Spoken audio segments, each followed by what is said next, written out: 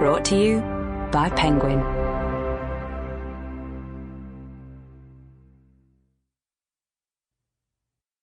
The 17th Suspect. Written by James Patterson and Maxine Petro. Read by January LaVoy. To the Friends of the Women's Murder Club. Part 1. Chapter 1. Just after 4 a.m. under a starless sky, a man in a well-worn tweed coat and black knit cap crossed Broadway onto Front Street, humming a tune as he strolled south to Sidney G. Walton Square. The square was a cozy one-block park, bounded by iron fencing with an artifact of a brick gate set at a diagonal on one corner. Inside were paths and seating and garden beds, cut back now at the end of the growing season. During the day, Walton Square was crowded with office workers from San Francisco's financial district, eating their takeout lunches near the fountain. At night, the streets were empty, and the park was occupied by homeless people going through the trash cans, sleeping on the benches, congregating near the gate. The man in the shapeless tweed coat stopped outside the iron fencing and looked around the park and surroundings with purpose. He was still humming tunelessly and gripping a 9mm gun in his right-hand pocket. The man, Michael, was looking for someone in particular. He watched for a while as the vagrants moseyed around the park and on the sidewalks that bounded it.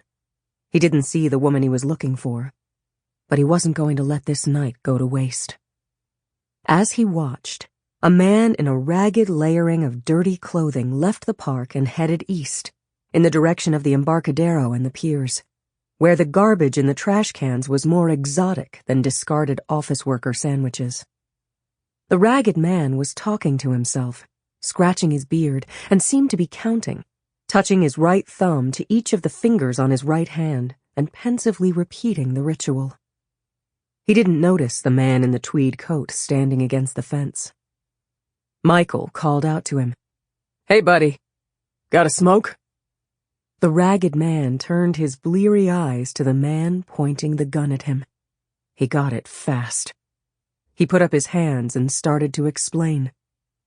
"No, man, I didn't take the money. It was her. I was an innocent—" The man in the coat pulled the trigger once, shooting the bum square in the chest. Pigeons flew up from the adjacent buildings.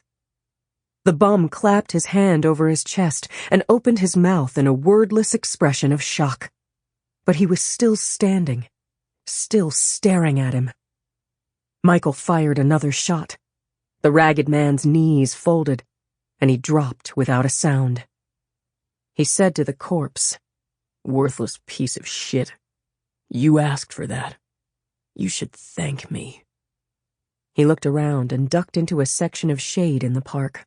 He placed his gun on the ground, stripped off his gloves, jammed them into his pockets, and shucked the old coat. He was dressed all in black under the coat, in jeans, a turtleneck, and a quilted jacket. He transferred the gun to his jacket, gathered up the coat, and stuffed it into a trash can. Someone would find them. Someone would put them on. And good luck to him. Michael slipped out from behind the copse of trees and took a seat on a bench. Screams started up, and the crummy vermin poured out of the park like a line of ants and surrounded the body. No one noticed him. There were no keening sirens, no, "Dude, did you see what happened?" Nothing. After a few minutes, the killer stood up and, with his hands in his jacket pockets, left the park and headed home. There would be other nights. One of these times, he was bound to get lucky. Chapter 2. On Monday morning, Assistant District Attorney Yuki Castellano was in the San Francisco DA's conference room, sitting across the mahogany table from a boyishly handsome young man. Yuki was building a sexual abuse case that she thought, if brought to trial, could change the face of rape prosecution. Sample complete. Ready to continue?